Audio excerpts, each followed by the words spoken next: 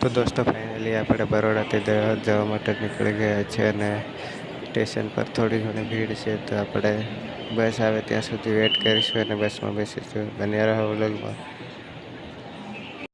તો દોસ્તો ફાઇનલી આપણે બસને જગ્યા મળી ગઈ છે અને બેસી ગયા છે, તો બસ ઉપડે ત્યાં સુધી વેટ કરીશું. તો દોસ્તો આપણે ગોધરામાં આવી ગયા છે, તો હજી થોડીક જ વાર છે દાહોદ પહોંચવામાં. બન્યા રહો વ્લોગમાં અને ચેનલ પર નવા હોય તો સબસ્ક્રાઈબ કરી લેજો. ચેનલને સબસ્ક્રાઈબ કરવાનું બિલકુલ નહીં ભૂલતા. તો આપણે ફાઇનલી દાહોદમાં પહોંચી ગયા છે.